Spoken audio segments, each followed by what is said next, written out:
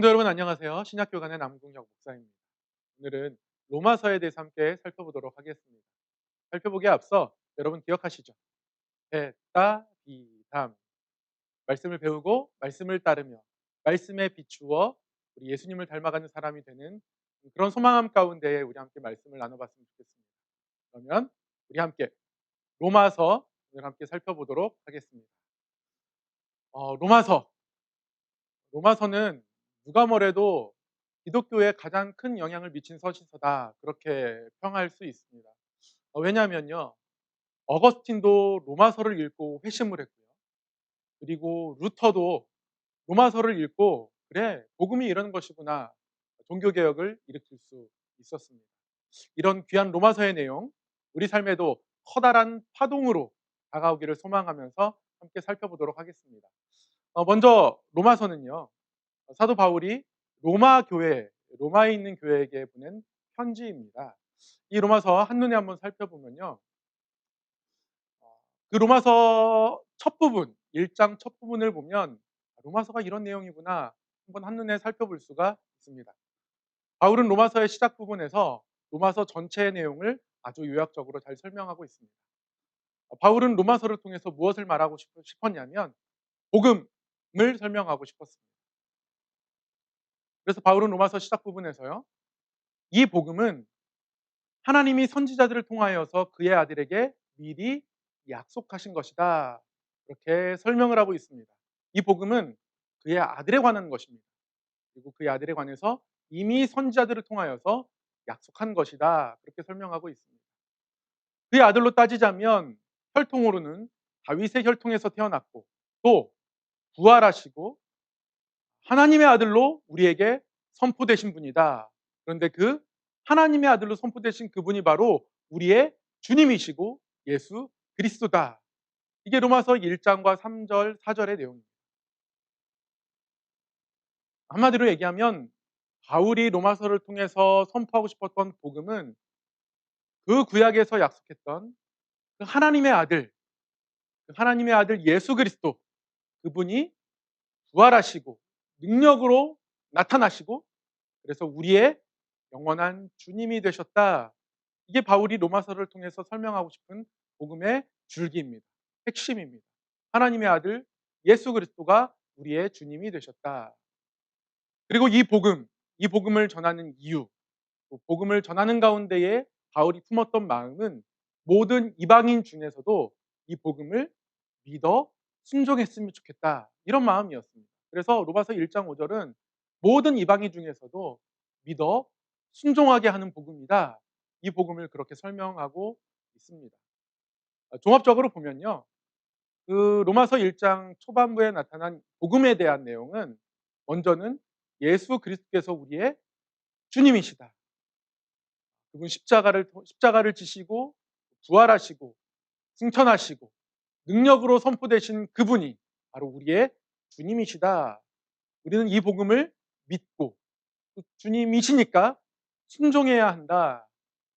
이게 로마서의 핵심입니다. 그래서 우리는 보통 복음을 믿는다 이렇게 표현하는데 로마서를 읽고 나면 조금 바뀌어야 합니다. 로마서를 읽고 나면 우리는 복음을 믿고 순종해야 합니다. 이런 고백 가운데에 살아갈 수 있는 그런 변화가 또 우리 가운데에 있었으면 좋겠습니다.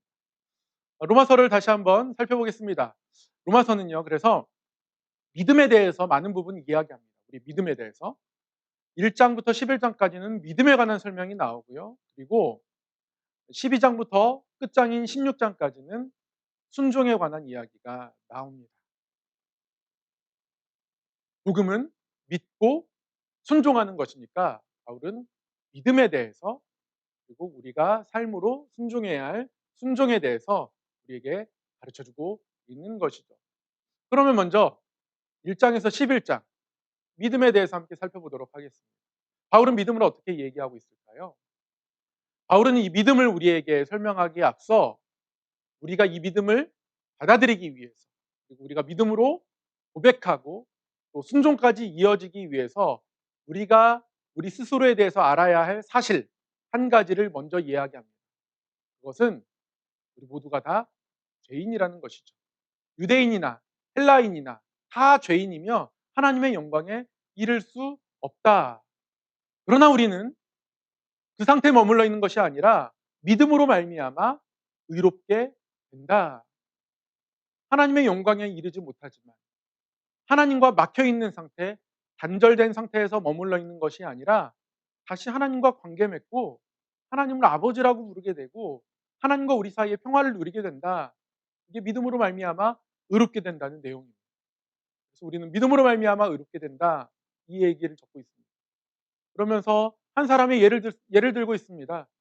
아브라함도 믿음으로 말미암아 의롭다 하심을 받았다. 아브라함이 하나님의 약속을 믿음에 그것을 그의 의로 여기셨다. 아브라함 때부터 이미 하나님은 믿음을 귀하게 여기셨다. 이렇게 예를 들고 있습니다.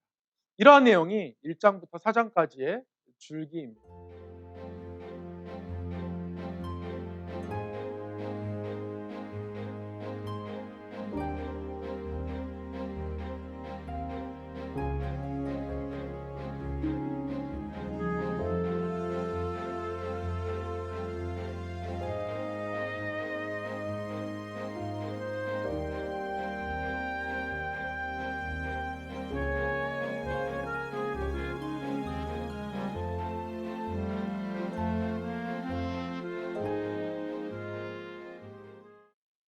네, 이어서 5장부터 8장까지의 내용입니다.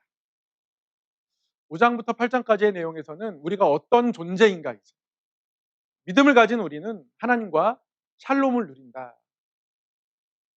그리고 우리는 이제 더 이상 죄에 묶여진 존재가 아니다. 죄로부터 자유했다. 그리고 율법으로부터 이제 자유하게 되었다. 따라서 율법으로 그동안 우리가 수많은 정죄를 당했지만 더 이상 우리에게는 정죄함이 없다. 그렇게 바울이 우리에게 선포하고 가르쳐주고 있습니다.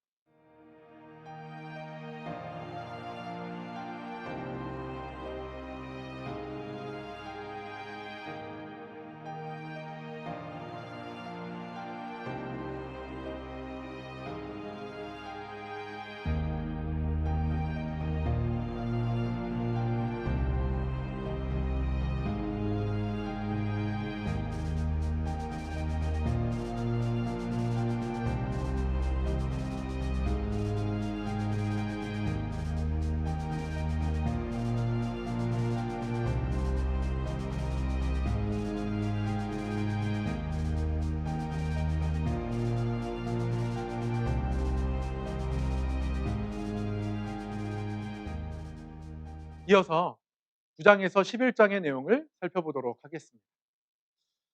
9장에서 11장에는 로마 교회의 특수한 상황이 반영되어 있습니다.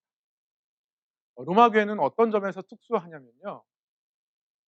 당시 로마의 황제였던 글라우디오가 로마의 평화를 위해서 자꾸 유대인들이 폭동을 일으킨다는 이유로 유대인들이 로마의 평화에 도움이 안 된다. 이렇게 판단을 했습니다. 그래서 이른바 나사렛 칙령이라고 해서요.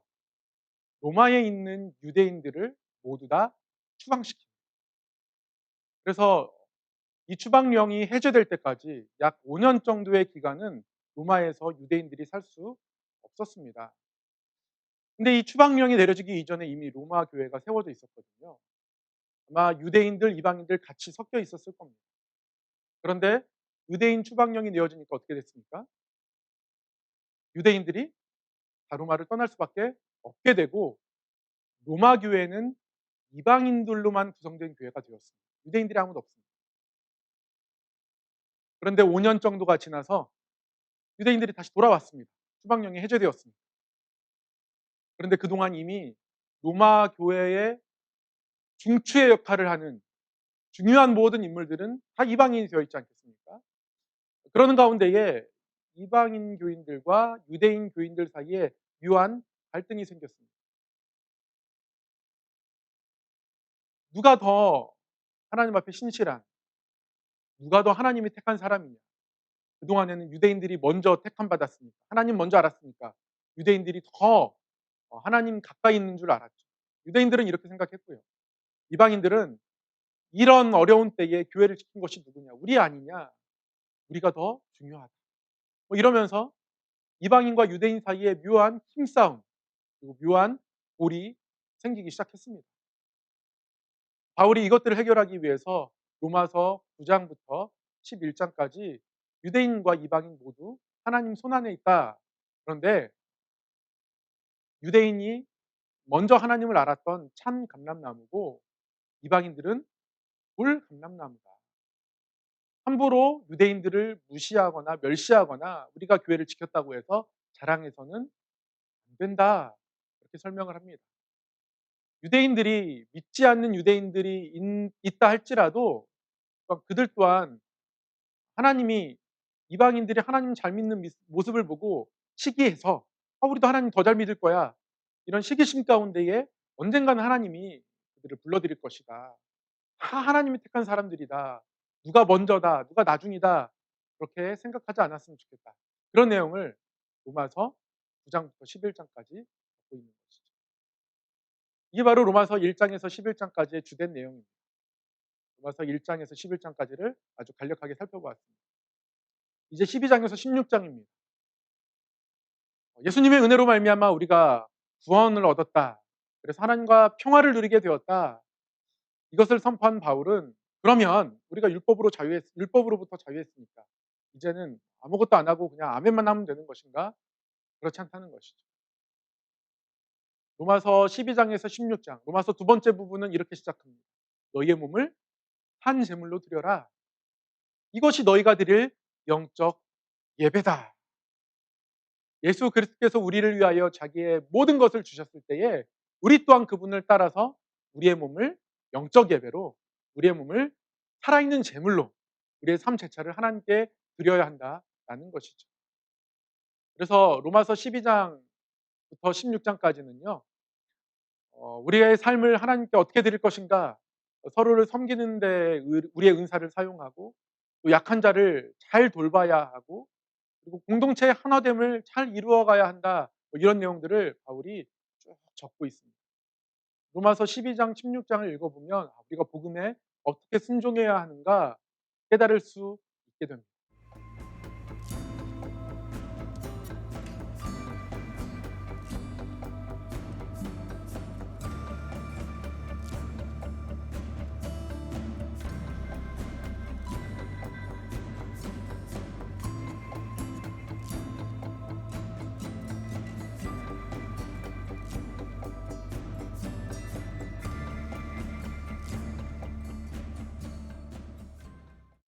복음을 믿은 우리가 어떠한 순종의 삶을 살았는지 로마서 12장에서 16장까지 적은 바울은 이제 끝으로 내가 어떻게든지 로마에 한번 직접 방문하도록 하겠다. 마지막에 방문의 계획을 밝힙니다. 사실 로마는 바울이 세운 교회는 아닙니다.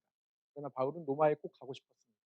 그리고 사도행전 때 잠시 나누었듯이 로마 교회의 후원을 받아 당시의 땅끝이라고 여겨지던 서바나, 스페인 그곳까지 가고 싶었습니다. 그래서 바울은 이러한 로마 방문 계획을 밝히는 것으로 편지를 마무리합니다. 지금까지 로마서를 살펴보았습니다. 로마서의 모든 내용을 종합해서 한 줄로 요약을 하면 이렇게 요약할 수 있을 것 같습니다. 믿고 순종해야 하는 복음. 예수님께서 우리의 주되심을 우리가 받아들이고 믿고 순종해야 하는 그 복음. 이것에 대해서 로마서가 우리에게 가르쳐주고 있습니다. 로마서의 내용 여기까지입니다. 말씀을 배우고 말씀을 따르며 말씀에 비추어 예수 그리스도를 닮아가는 그러한 삶이 저와 여러분 모두에게 있기를 소망하면서요. 로마서 여기서 마치도록 하겠습니다. 다음 시간에 다시 뵙도록 하겠습니다. 감사합니다.